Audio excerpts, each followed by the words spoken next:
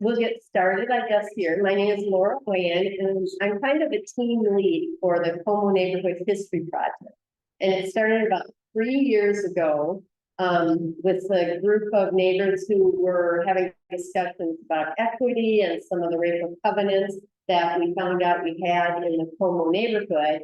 And through that time, we connected with St. Kate's at that time and have put together this kind of neat way to learn about our history by working with summer scholars at St. Kate's and interviewing neighbors who lived and worked in the Como neighborhood and just collecting their stories.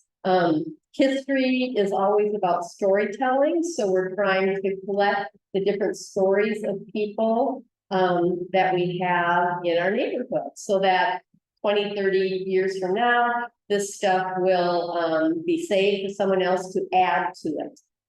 District 10 has really done a nice job of trying to collect those stories through either the Know Your Como stories that we put out in many of the Friday newsletters, or by this project, the Como Neighborhood History Project with St. Kate's. So what we're going to do tonight is turn it over to the students and the professor. They'll do their introduction here and tell about what they've been learning about this year in Subdistrict 3.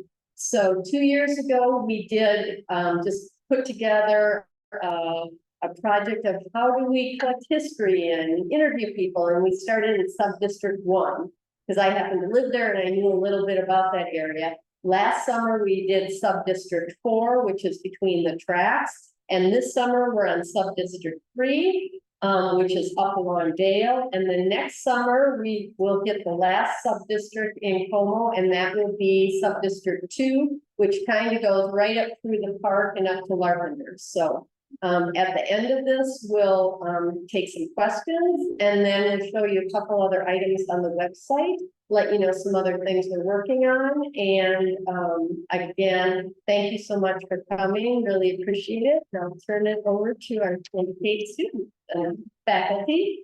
Thank you. So good evening, everybody. My name is Rachel Neiwert. I'm a history professor at St. Kate's, and I'm really excited to be here tonight with Olivia and Madeline to share what we've been working on. So to get started, we're just all going to introduce ourselves, and then you'll sort of filter through us across the presentation, and then we'll have time for some questions and conversation at the end.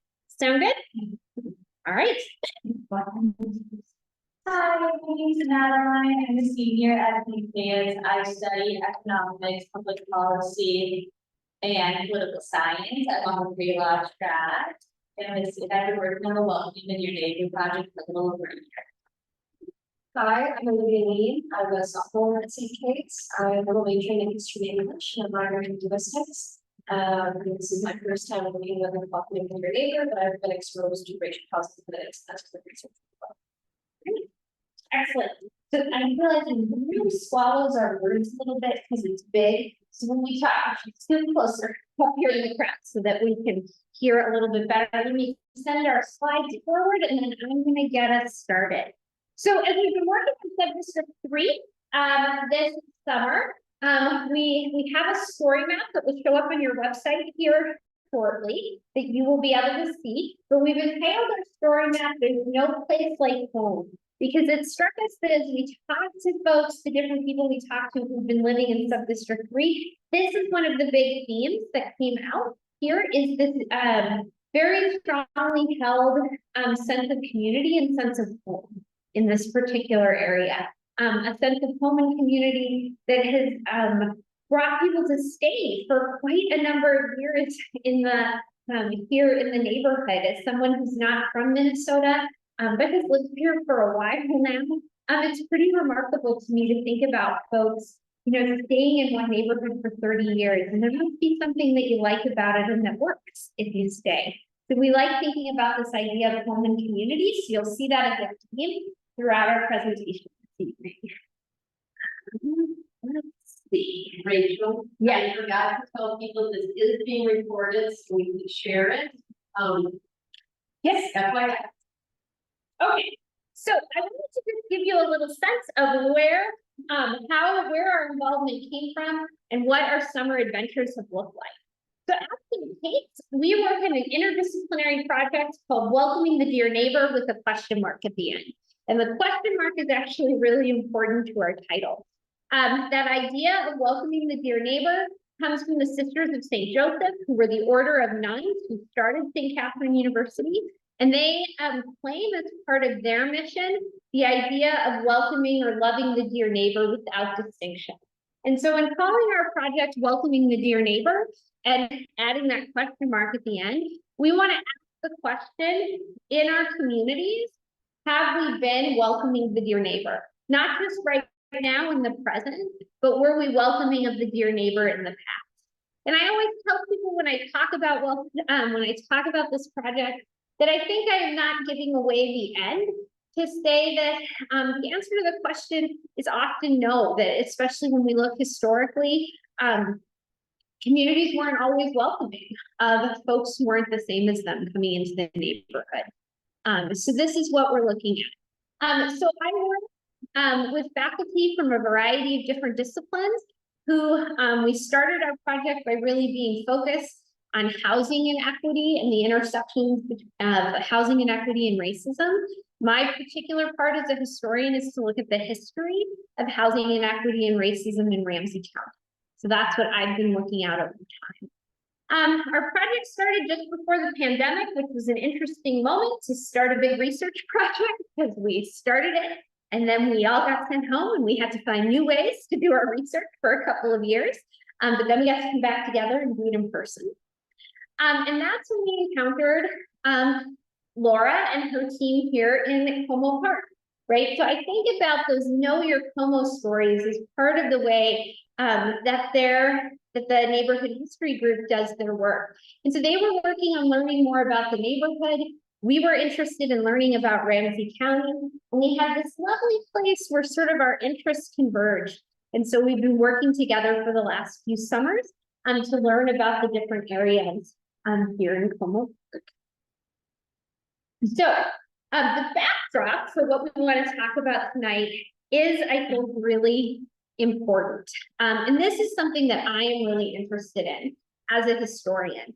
So I think sometimes it's easy to imagine that history is some sort of big fancy thing, that presidents or kings or empires, that this is what history is, or, you know, when we study history, we should study wars or battles or people in power. But I'm actually interested in a different kind of history. I'm interested in the notion that we all participate in the choices we make each day in our lives in creating history, right? History isn't something that lives outside of ourselves. We all act in the world each day and our choices make history, right? You know, leaders also make history, but so do we. And so one of the things that's been really interesting to me this summer as we've done these interviews is it's been an interesting way to think about these things that we might think of as like the standard events that would get covered in a US history textbook. The way we got to see those things reflected in a local community, right? And based on what we heard from people, I think part of the backdrop that's most important is going back to 1954 and the Brown versus Board of Education decision, right? So this is the famous decision made by the Supreme Court that says that separate but equal, right, is not okay. Separate but equal will always be unequal, right? And so after the Brown decision, all across the United States, communities are forced to reckon with how they're going to integrate all different aspects of their community life. And of course, one of the big pieces that comes out of the Brown decision is school. And we're probably all familiar with, or you've seen pictures of, you know, schools in the South where white families, you know, line the school steps in the day that the school was to be integrated. And it was pretty horrific for students of color trying to integrate those schools in the South. But the project in the South and the North was very different, right? Especially when we looked at schools. Not that there wasn't racism in both places, it's just that the project of how to integrate schools happened differently. Because in the South, there's quite literally two schools. The school that all the white kids go to, and the school that all the students of color go to. And the project there after Brown is to figure out how do you net one school that everybody goes to? Or how do you net, you know, two schools that some white kids go to and some students of color go to, right? But in the North, it's different. There isn't two. There aren't, generally speaking, two schools, right? The way there were in the South. But it didn't mean there wasn't segregation in the North. And there certainly is when we look here in the Twin Cities in the 1950s and 60s. But the origins of that segregation was different. The origins of that segregation came, and you know, we could debate and research this a little bit more, but if we look at, for example, the St. Paul Public Schools, they are very clear to say in the 1960s that yes, they admit there is segregation in their school district, but they very clearly say that it is not because of particular decisions of individuals within the district or within a given school building. They say it is not the result of prejudice in an individual's part, but they frame it as a result of neighborhood segregation. That the neighborhoods were segregated because of a host of policies that were very racist that white people utilized to claim space for white people. So things like racial covenants in the first half of the 20th century, which are just simply language added to a property deed that says that only white people can live in this particular house, that claims space as white space. Racial covenants are ruled unenforceable by the Supreme Court just after the Second World War, but racism is horrifically nimble. And so once racial covenants were in an option as a way to claim space as white space, other things replaced racial covenants. So things after the Second World War, like lending practices, are one way that neighborhoods were continued to be kept white. Also a lot of zoning laws that are passed after the Second World War, they also function in a similar sort of way to keep neighborhoods segregated. So as the St. Paul Public Schools are wrestling with how they're going to meet the requirements of the Brown decision, they say, you know, kids go to school in the neighborhood where they live, and our neighborhoods are segregated. And so they had a problem they had to solve, but a very different kind of problem than the schools in the South had to solve. And I found it fascinating in our interviews how we could see this sort of big national debate play out in this one local community. So I hope you'll get to see that this evening as well. And I hope you'll keep that context in mind as we talk. So before I hand things over to Olivia first, one other note about our interviews. Laura and her team arranged interviews for us. I think over the course of this summer, we interviewed 10 people. So Olivia and Madeline were at all of the interviews. I was at most of them, but was away for 1 week, so missed a few. So, you know, the nature, of course, of doing oral history is that the stories we'll share with you tonight and what we learned tonight is a reflection of what we heard in the interviews that we did this summer. But we didn't interview everybody who lived in Subdistrict 3, not even close. And so some of you here might also live in Subdistrict 3. And it's possible that some of what you'll hear tonight, you'll think, well, I don't know if that's been my experience. And that's okay, right? This is a story that represents what we learned from the folks we got to talk to this summer. And that's the great thing about history is we can always keep adding to the stories that we're telling. So this represents the start, and then it can be carried forward however you would like. So I'm going to turn things over to Olivia, who's going to tell us a little bit about some of the different themes that we learned about as we look at the neighborhood. So a neighborhood, but not right now in front of anyone. Oh, okay. You're over there. Yeah. Okay. So a neighborhood growth spurt. I wasn't sure about that. Something really interesting I remember from the interviews is one of the people that we talked to, Darlene Coons. Her family moved here from Prussia, late 1800s, and they lived on a farm. And what's really interesting about living in the capital of St. Paul that I do now for school is that even though it's a capital city, you know, you're in an urban setting, this area is fairly residential, but it didn't always used to be that way. For Darlene's family, they lived on a pretty decent sized farm, and there were also places like bigger greenhouses and larger plots of land that nobody lived on. But slowly over time, a lot of those farms parceled off that land and it was sold off to create houses. And more and more people moved in when there was more jobs, more manufacturing, more things to draw people to the city. And within that, you can also kind of see, just as you're walking down the street, as you guys probably know, the different literal decades of houses. What's really interesting that I liked on a walking tour that Laura took us on is that even though something like building history was never really that interesting to me, I realized that I could visually see the history in the architecture of these buildings, and even without any architecture knowledge.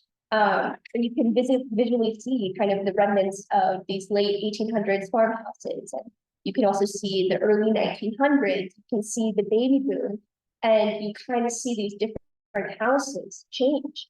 And that's something that I really appreciated on the walking tour.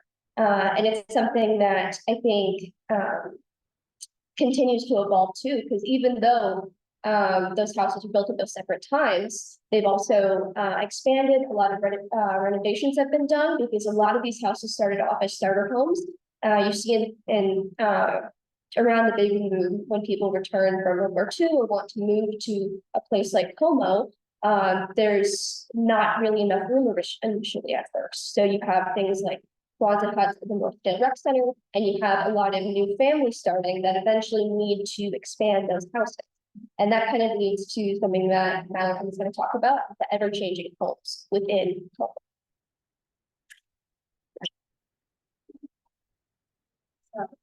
Homes were constantly changing in Como throughout the past 50 years. They look a lot different than they did, although the style of homes do span across several decades, because when people would come to Como, they would build their home. And they'd come at different time periods, and the homes reflect that. And you can see that walking down the streets. But a lot of these homes were starter homes. They weren't meant for the big families that live in these homes now. So what people would do, they would buy a home. Sometimes they would inherit it from a relative. Sometimes they would buy it. Sometimes it was the home they've lived in their entire life. When they started to have kids, they realized there's not enough women in this house for us. But we don't want to leave this area. We don't want to leave Como Park. So what they would do is they build expansion. Some of the expansion we see is they add a second story to the home. They add an attic. They expand it so you have a larger kitchen. You add on so there are more bedrooms. And that's something that a lot of residents in Subdistrict 3 did. It was also very popular for people to build the garage before they built their home. So when you first come and settle in the area, you have a garage to live in when you're building your home. And sometimes that home never got built, so we see smaller homes. And there's a lot of different unique aspects about the homes in Como Park. Sometimes there's these odd long houses, and that's because they were brought in from different areas, that they were vertical, so they had to be flipped, so they could be able to, they'd have to be like shifted in order to fit in the area. So they were like kind of like rotated when they were put on the plots. And we also know that this is a very residential area, and because of that, we see different things that we see in different districts. We have a lot of children felt comfortable walking or biking to the zoo, going to the bookmobile that would be parked at St. Timothy's. And this is because we live in such a residential area. And so now we're going to kind of transition and looking at the schools in Como Park, which is what I am most interested in. So if we were to go back 70 years and looking at the schools in St. Paul, they were not going to look the same as they do today. During this period, we saw a lot of schools open, we saw a lot of schools closed. Some of these schools were only open for short periods of time, like Victoria Elementary, and schools would consolidate in order to meet the needs of the time. We can look to Como Park Elementary, that Nancy told us that there used to be a fire pole in the middle of the school that they were allowed to go down and sleep. We also know that neighborhood schools were more widely attended by the residents in the neighborhood 50, 40, 30 years ago than they are now, because of the culture of schools is changing. And what that meant is we saw a lot more children walking to school, biking to school. Busing wasn't as popular, and Olivia was much more when children get to school. But when we talked to the residents of Como, they walked to school because their school was in their neighborhood. That's something really fascinating about schools that is different from today. You don't walk to school because it's too far away. And so it's really interesting to see how the schools have changed over time. So there's three main schools in Subdistrict 3. We have Como Park Elementary, we have Como Park Senior High, and Victoria Elementary. So these schools have been around for quite some time. We see Victoria Elementary, it closed in 1977. I would like to say there's a lot more schools in Como. These are just small little area that we're in. A lot of schools kind of border Subdistrict 3. So we can see that there's a wide variety of students. And an example of Como Park Elementary and Como Park Senior High, great example of schools needing to change to meet the needs of the time. A lot of elementary schools closed in Como Park, because of Como Park Elementary, that's where children would go. Some schools like Gorman weren't up to fire codes because of their wooden structure, so the school did close because of fire code violations. We see other schools closing because there just wasn't enough kids in that neighborhood school in order to build or to make sense of having a school dedicated to that neighborhood. You see Como Park Senior High, which used to be a junior high, and was changed to meet the needs of the time. We needed more space for junior highs because junior highs were a relatively new thing, and we needed to make room for new high school, something that then we had to meet the needs of the time and meet the needs of the students that were in the neighborhood. So we're gonna take a little look at the school. So here is a map that I use ArcGIS to make. And so all of these darker blue areas on the map, this is in 1960, so St. Paul in 1960, these are census tracts in 1960. A census tract represents the population and is taken by the census every 10 years, and it reflects the population. They do a bunch of different things. They look at race of the residents, they look at which houses have running water, they do a lot. We're looking at single race, and we're looking at it by census tract. So all of these dark blue areas mean that that census tract population is over 90% Caucasian. And then when we kind of get to the lighter color, we're going to start to see that's when more people of color are living in St. Paul. So we can zoom into the Como area. And in each little dot up here represents a school. You can see how schools change over time. So we see that we have, and these are all public schools, we did not take into account private schools, which are several in Como Park and Subdistrict 3. We can see we have the 3 schools, and we have a bunch of surrounding schools in Como Park. So we have 1, 2, 3, these are the main census tracts of Como Park. It's filled out a little bit into other areas. Census tracts are weird or complicated.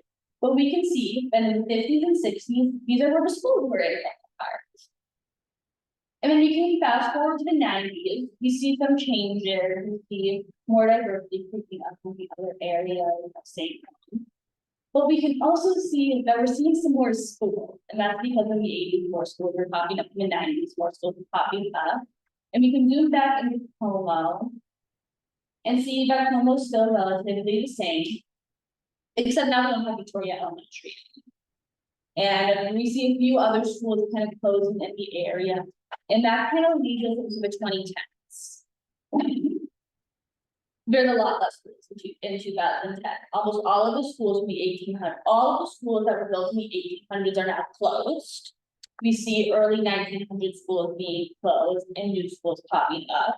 And this is because there's a lot of consolidation within the elementary schools, within the high schools, and the middle schools. Part of it, there's less children than there was in 1950. That's a reason. We also know people are moving to the suburbs, so when we get up to Roseville, there's schools up there. So there are some changes, but we can go back to Como. And it's nice to see that Como hasn't changed at all. We have a really strong elementary school and high school. So it's really interesting to see how the schools have changed over time, so we can get a better sense of where are our schools located, and we can get that sense. Where are kids going to school, and are they going to their neighborhood schools still? The answer, kids really aren't attending the neighborhood school anymore. That kind of goes somewhere else. And I will hand it off to Olivia now. Madeline already kind of touched on the culture of walking to school and how common that was. And I know for me personally, who was not able to walk to school because it was way too far away, I thought it was really interesting in the interviews just how common of a thing that was. And for the two in front, both Nancy and Bob Mitchell, remember walking to elementary school. Nancy would pick up her friends on the way to school. Bob would walk to school, and then actually walk back home for lunch, and then walk back to school, and then walk back home.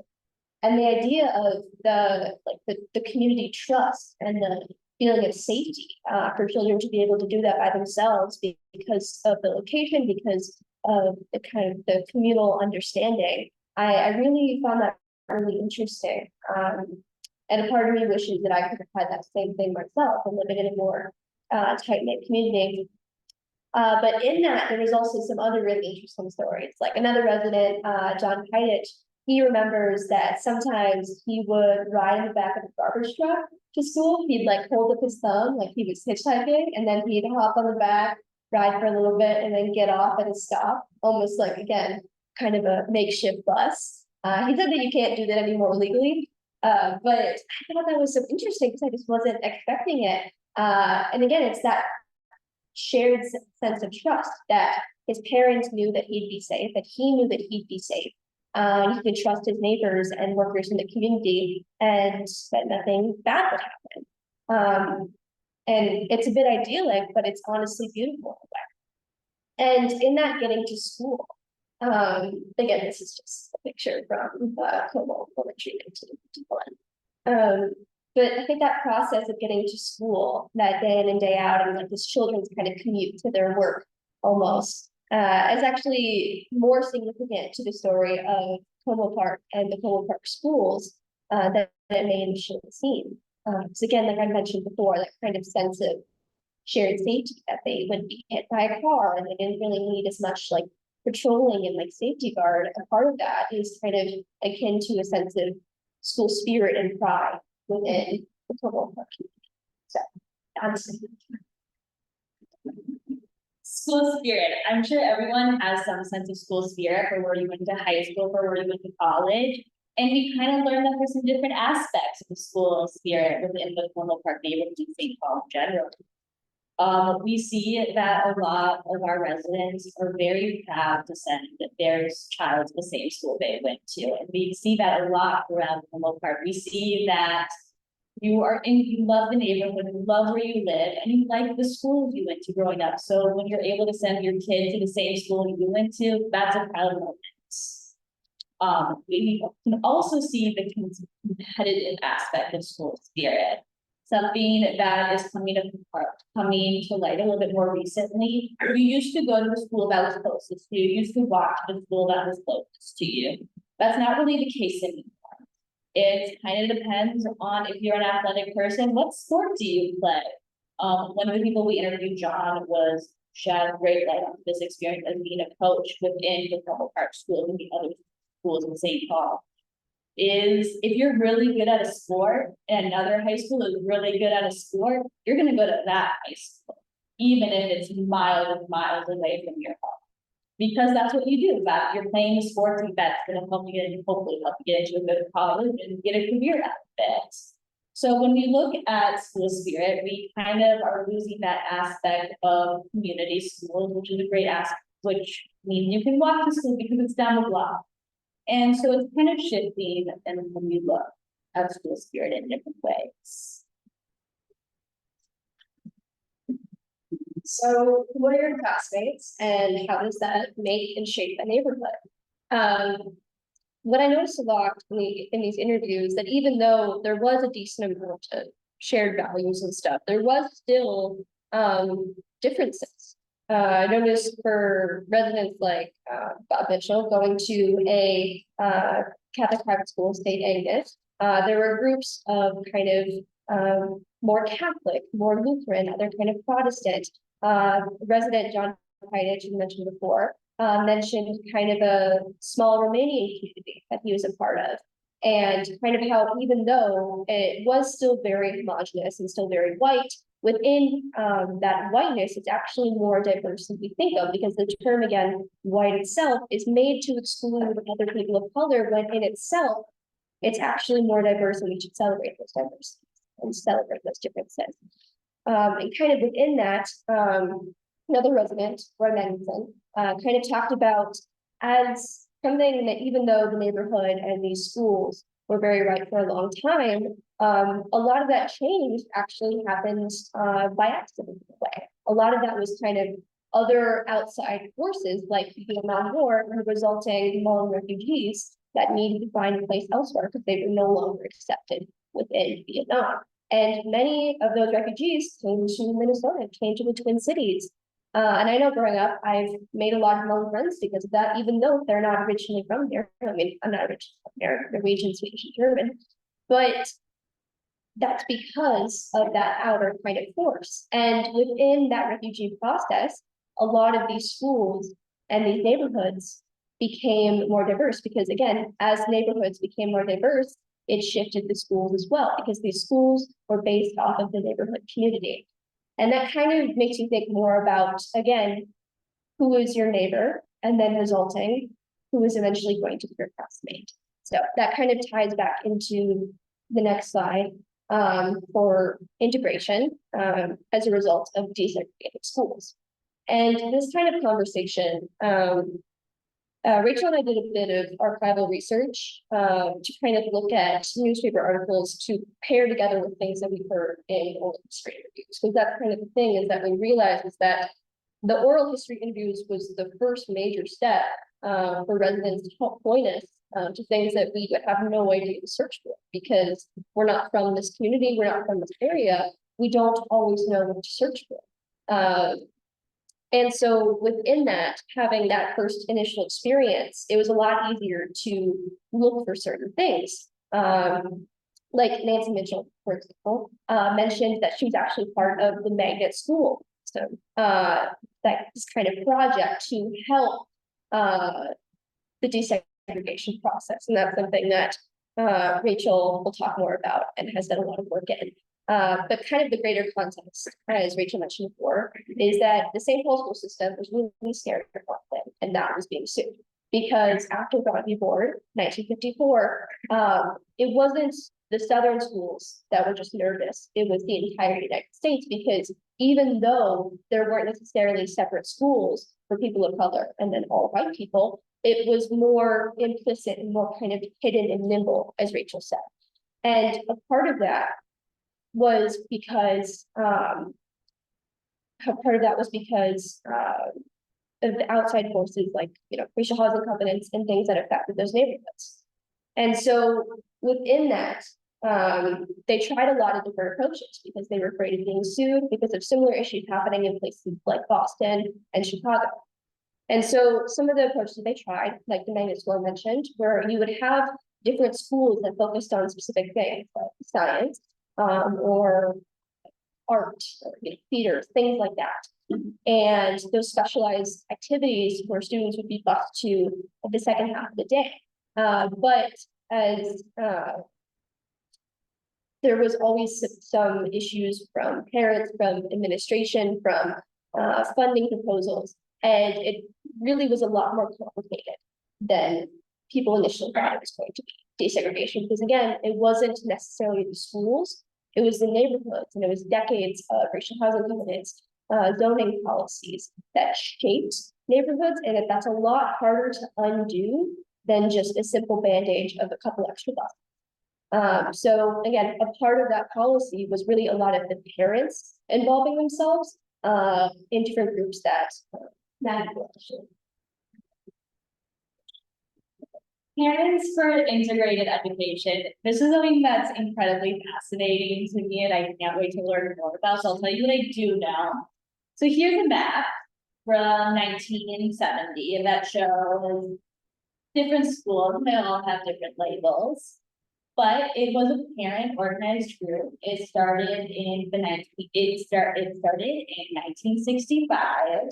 And it was parents who organized it. So it was kind of like it was a busing system they put together that was privately funded by the parents. It was a mix of white parents and parents of color. And they were able to identify which schools had higher population of white students. And it's really cool that Como Park Elementary was one of the schools involved in it. So in this program, because it wasn't everyone was involved. It was a select group of students. Only 415 students at this time were involved in this program, this busing program, because it was individually funded by parents. So Como Park Elementary during this 1965 period had 26 students participate in the program. And the parents believed this was the most efficient way to integrate the school. So we have there's different ways. So the circles are where St. Paul identified this is where we need to be busing kids. And the parents for integrated education, the squares, that's where they identified they needed busing, so where they would bus different kids to different schools. So it's an interesting program that it was a combination between privately funded by parents, and it was funded by St. Paul. But it's because they wanted to make sure that students were getting integrated across St. Paul all together.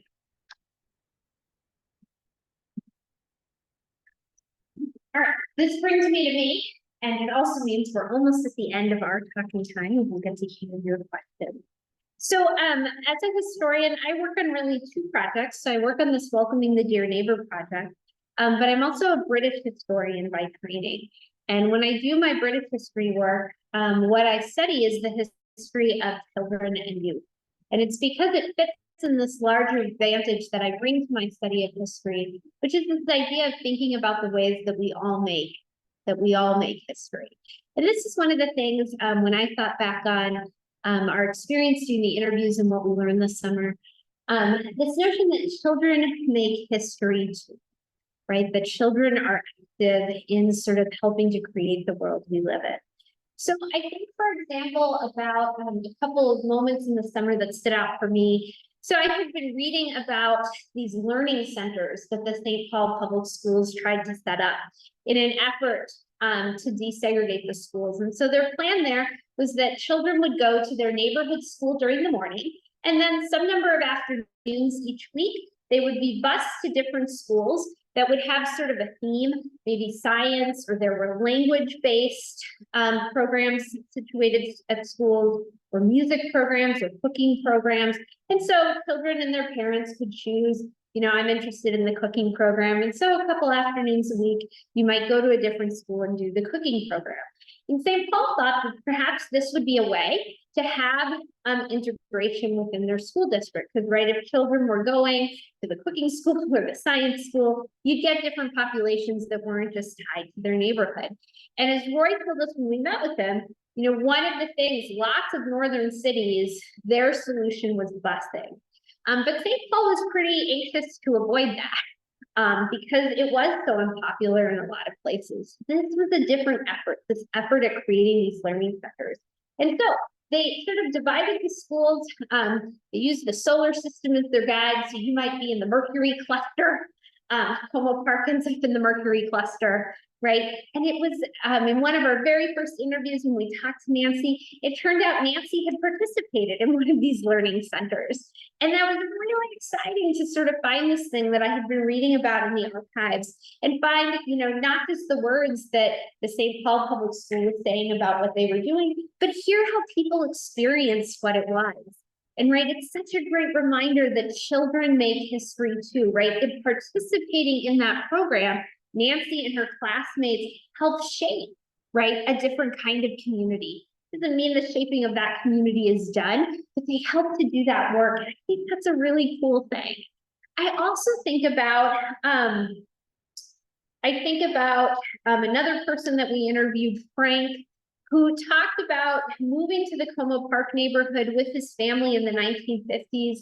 And he remembers that his family was the only African-American family living in the neighborhood and attending his elementary school. But he told us about, these incredible stories of the friends that he had in the neighborhood. All of his friends were white, because that's who else lived in the neighborhood. I think one of my favorite stories that he told us is that he lived here in the 50s as some of that farmland was being developed into houses. And he remembers that, there was a whole sort of block of houses where they dug out the basements, but hadn't yet enclosed the house.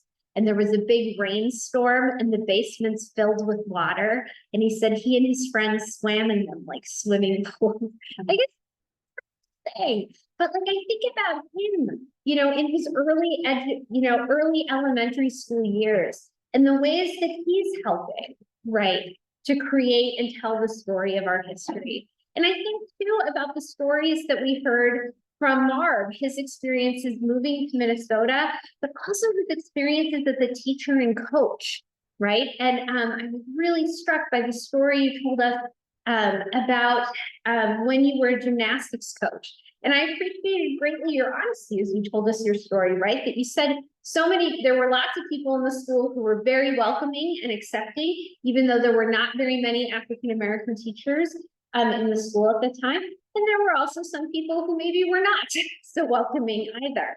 But he told us about being a gymnastics coach, and right, how in the 1970s, there were still for some people, some feelings about what it meant to, have an African-American man with a group of young women, right? There were still people who were uncomfortable with that. And he related to us the story of being at a gymnastics meet where the judges, whose responsibility, was to watch the student athletes and judge their performance, that instead of judging his athlete's performance, they were so busy watching him and his interaction with these young women that in fact, eventually Marv and the student athletes and their parents determined that they would leave because there wasn't, the girls were not being very fairly treated, right, in this place.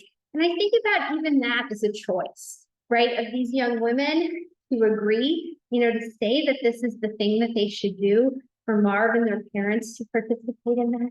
It's another way that we see and we're reminded that in the choices that we make each day, we help to create the history that we live. And I thought that was a cool thing to get to see and learn this summer. And a good thing for us to remember, because I think sometimes it can feel like history is the system that's like running out there that we can't do anything about. And that's not it. In fact, we all can do things about it. And children can do things about it too. And I really appreciated getting to sort of see that enacted through our interviews. So one last point from each of us, and we'll open it up for questions. So we have to summarize what we love or what we learned. What would we say?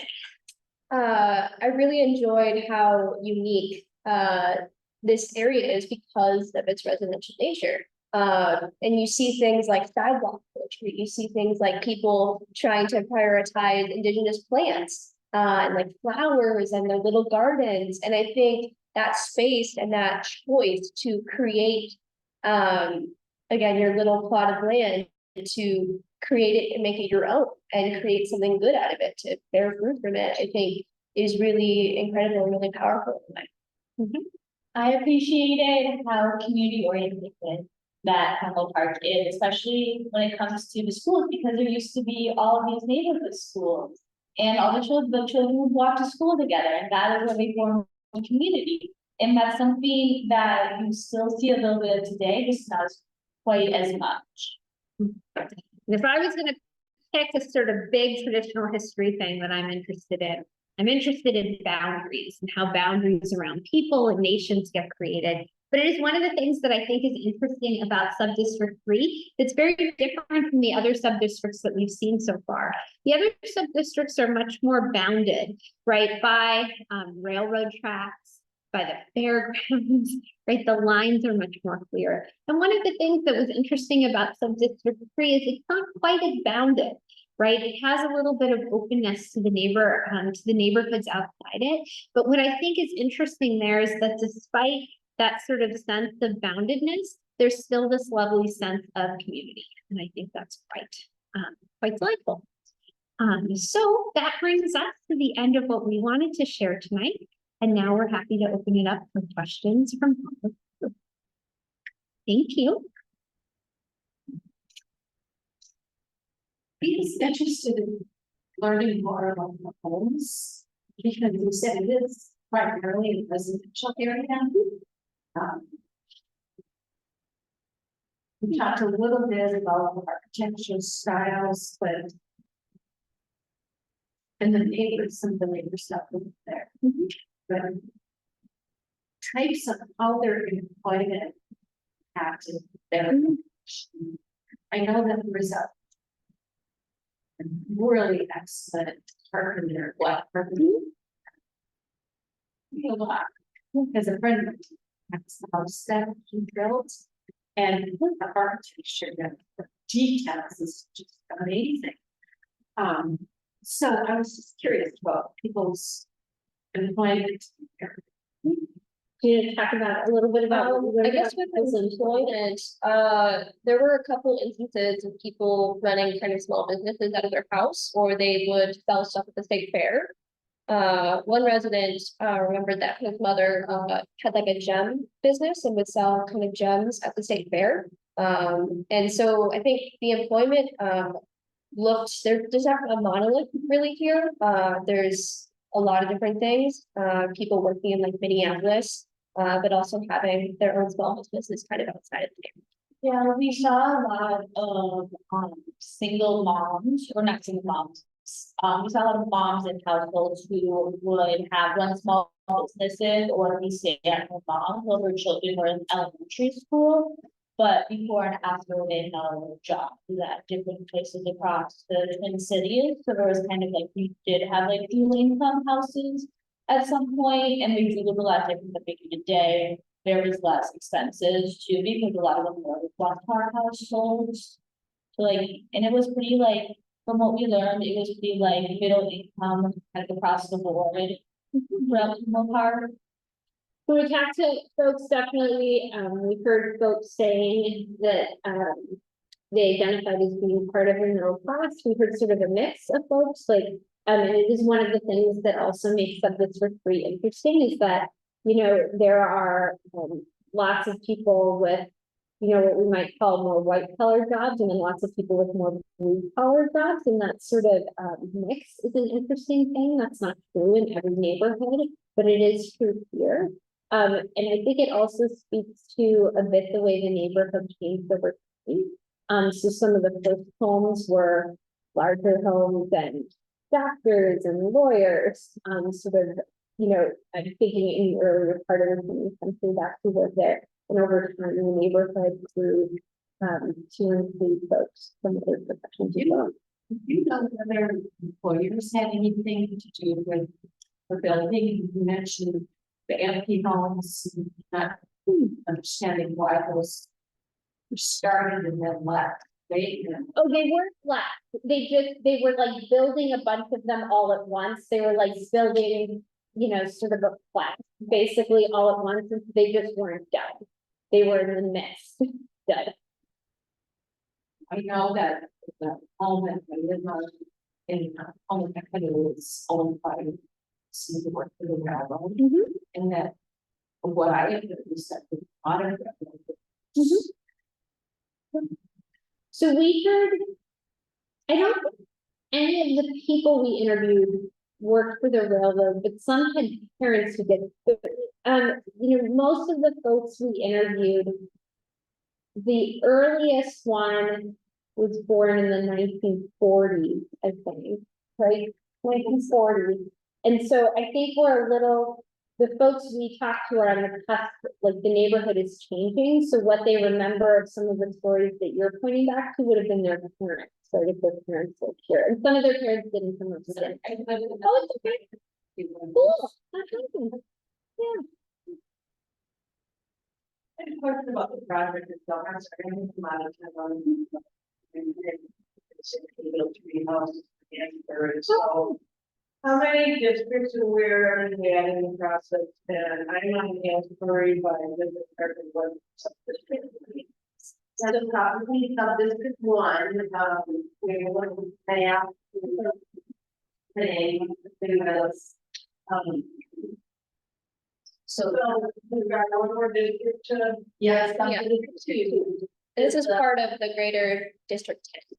that Right. we'll- Right. So here, District 10 is one of the districts in Cornwall, or in the whole St. Paul area. And so, this project has focused just on District 10 because of the relationship and the neighbors and just how it's evolved. Over time, if there's the relationships that build, St. Kate's might work with another district. But so far, we've created a framework that basically anyone could maybe take over this sort of framework of, letting people interview in their area, working with St. Kate's, learning their history. So the framework's there to be transferred to other areas if they're interested. But, what we find, I guess, with volunteers at District 10, all of this, is a volunteer organization, except for our executive director and organizer, is that you need champions for a project and for a topic. And so, I like history and, I'm nosy enough to, walk up to anyone, as Nancy can attest to, and meet new people and find out connections and invite them into the projects. And so, it's, something near and dear to what I like about me. So you've done 1, 2, and 3, or no, We've done 1, 4, and 3. We're going around the park.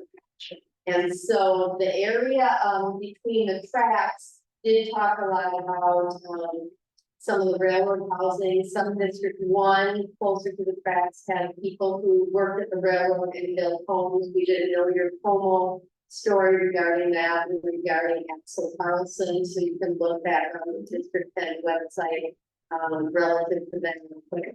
I'm interested in if you had a grandfather who built 3 homes on them, why don't we jot that name down and stuff so that, that this is how, by having this sort of little interaction, we find out those nuggets. And those are the fun nuggets that anyone can write a story about their personal history or their connection with Como Park and share it as a know your Como. That's part of this is sharing your story, whether it's as small as finding some marbles and different things in your yard when you're digging up and gardening, or to know that case of my husband, his grandparents lived in Como, and we now live in Como, so they're, great, 4 generations have some connections to the Como area. So that's how our Yeah, I'm part of the Welcoming the Dear Neighbor project looks at all of Ramsey counties. I look specifically at what I've been doing the past year is looking specifically at St. Paul and how the fair housing has impacted where people live. At St. Paul, that's kind of those maps are from that research I've done the past year. so welcoming the community with the weather blues, deep extensions. Over there. Part of that display over there is another connection we have with St. Kate's. They have an art and technology class. So because that class is part of the curriculum linked to welcoming the dear neighbor, it gives them an idea of us acting as a client to say, how can you help us market our neighborhood or learn about our neighborhood? So I think that is the illustration of people moving in and the expansion of the covenant, that accuracy of it is more illustrated. Regarding the welcoming neighbor, I think it's a beautiful idea. It was before the church was destroyed. We used to have a beautiful relationship with the people. Unfortunately, the whole culture was destroyed.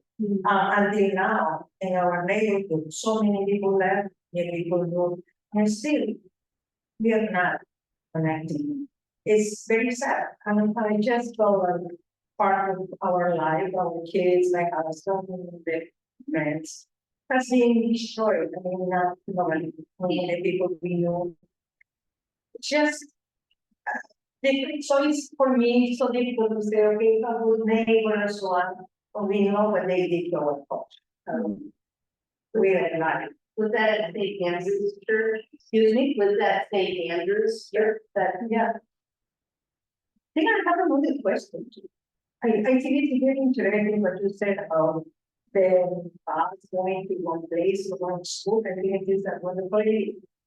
But, knowing that St. Paul is very segregated because the schools are there. Yeah. Are you thinking also to integrate the public schools with the charter schools? Or just if you're talking about the public school?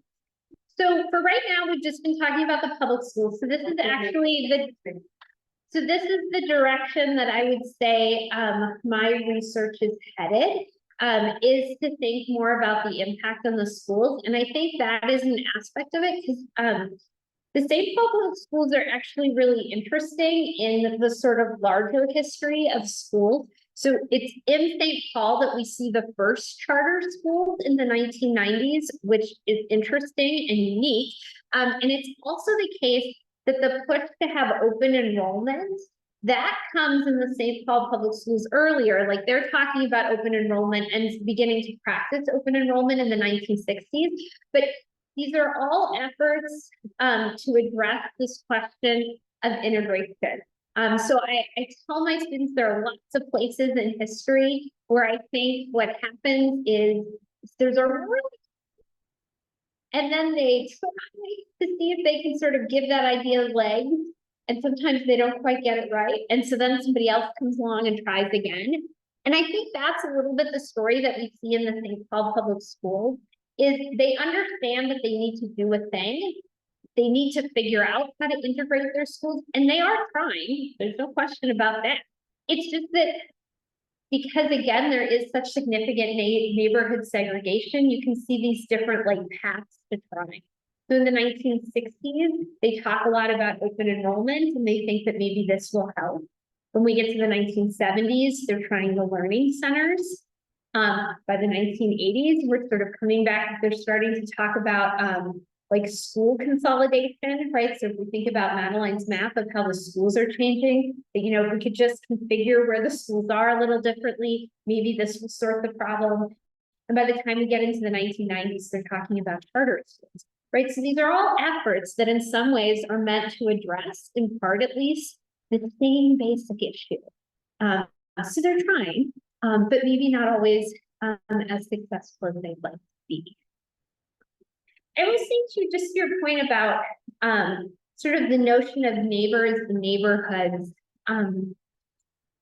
is something else that I think is interesting to think about, is how we might like how things can change over time in terms of how they are defined. So like it was very interesting to me this summer to listen to people talk about, I was raised in this neighborhood and then, I went away to work or go to college and then I came back and I got married and I started my family. I grew up in a family that moved a lot. Actually, the time I moved here to Minnesota in 2004. This is the longest period of years I've lived in one place. And so I have this very different sense of like how to define a neighborhood and how to define community. And so it's interesting to me how we all do that differently. And it's also interesting to me then to think about the possibility and how, those terms can keep changing to sort of reflect the new realities in which we live. So, other questions or comments? Have you noticed how past the district councils have impacted neighborhoods? That is a really good question. That Laura probably know more about. But it's not the thing that we have been researching so far. So one of you might have a better answer.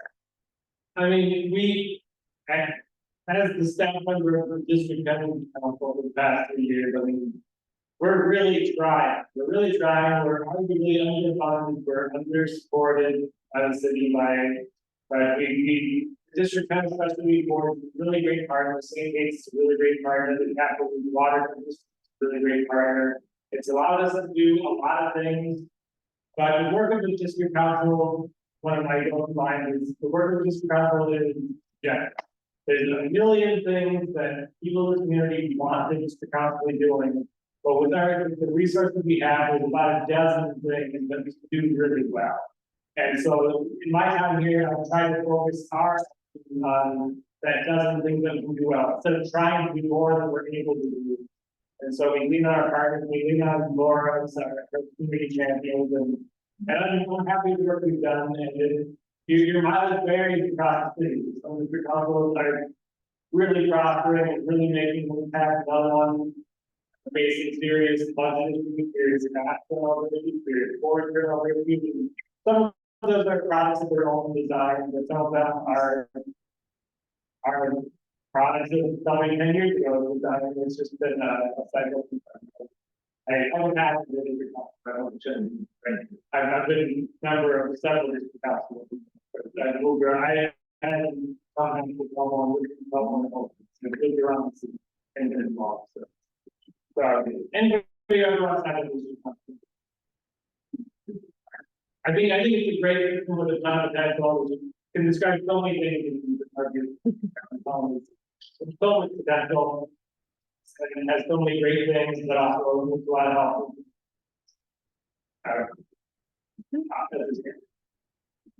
I love the Any other question? There are a couple other things I wanted to share. You brought up that idea of community, and you found it in St. Andrews, and now it's tractors and something.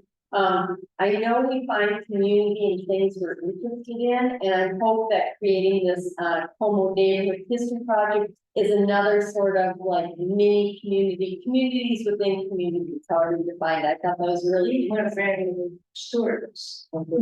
Yeah. We, my husband, and there's a whole community, we were active in the whole area, thriving. We not just lives and reception to care. Yeah, unfortunately, political interest, who knows, but things happen, and that's growing, and that is a reality. And we see people want to lose trust in government. You can do it. The relationship, even the neighbors of the two are also, it's just not the same. I was gonna mention too, regarding that. Oh, Yes. I'm sorry. Oh, no, that's okay. And I'm interested, I got into this, project because, walking around my own block, we have homes from the 1880s all the way to the most recent one is, 1998 or something like that, over 100 years. On one little block, if you walk around, it's like, why are there so many different ages on that block? So I like the building, history of buildings. There have been house history, exactly. And one of the buildings just a block over was a church. And so we did a little bit of the history of that church, which is now, but 30 years ago was turned into a private residence. So the evolution of buildings, and is it the building, is it the community dwindles, like we've seen churches, who used to be very large are now very small and turned over,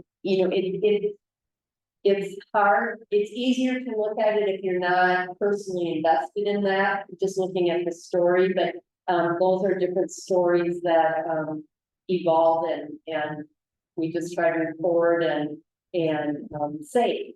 So a couple of things I wanted to let you know here is I really wanted to thank the people that we interviewed and our committee. Some of them are here tonight, but I wanted to introduce Jean in the back. She had two of our neighbors. She's been pretty much was like the first volunteer when I threw out a table and some information at a Northdale Rec Center, and we've been just putting together things over time. Nancy and Bob, got, pulled in to be committee work and interviews. We have Mar and Roy, our relationships from when my children went to Como High School, and then relationships in the neighborhood, so pulled them in. Anyone else we have interviewing? But we also have, Martha and Leah and Darlene couldn't make it here, so we're just creating our own little community to, all this information is on the Como, District 10 website. And we have, a special button for our Como Neighborhood History Project here. And you can scroll down, and this is where we have our story maps. Some of you I saw looking through some of the printed out information I got in the back, but if we look at the between the tracks, this one was done last summer by the summer scholars there. So you can go on here and you'll see that wherever one of these little story placards is, there's a story. And the easiest way to do it is kind of, you can either click on those or just page through with the little arrows to see there's a location of where it was. There's usually a picture of what the entity is, and then a story, a collection of the history and or personal anecdotes that we the students collected from the report. So this is a really nice, it's very small, very short, easy to read, but it moves you around the neighborhood. So it's like a walking tour without leaving your laptop, phone, desktop. Students have found some little videos when they're speed skating. So one of these ideas of the Como Neighborhood History Project is, what is history? When does it start? Does it start yesterday? Or is history only 50 years old? Or is it 100 years old? Okay, if we have a cool story or something, we're trying to record it, because whatever we're recording now, someone will be able to look back years from now and find some information on it. We've done, we'll post presentations, like this one will be posted online so you can share it with your neighbors. We've also had some special presentations. One of our neighbors, Jeremiah Ellis, did a bunch of history on the Black Rosie, the Riveters that were in St. Paul, who worked out in the Arden Hills area. And then, again, I'm kind of into buildings and I like to do research. So we've written little stories about different buildings and different topics that I've run across. And then this is our goal, or what we've been doing, goals of the project. And then down below is a list of all the community members who are currently kind of active working on it, and or anyone's interested in being more active. We're always open for that. That was one thing. With collecting all this information for the history project, this is like the beginning of planning also for a 10-year plan. Every 10 years, the district councils, each district has to go through and read up what are like the goals of District 10. What do they want to work on? Do they want to work on traffic cones or traffic signals? Do they want to work on more bike paths? Do they want to work on having more presentations like this in history? Or some people have mentioned 100-year houses. There getting to be a lot of houses that are 100 years. Should we have a little plaque? Do we create some organization with a little plaque on 100-year homes? With this project, we've done mini walking tours just to get students to know kind of what area they're looking at.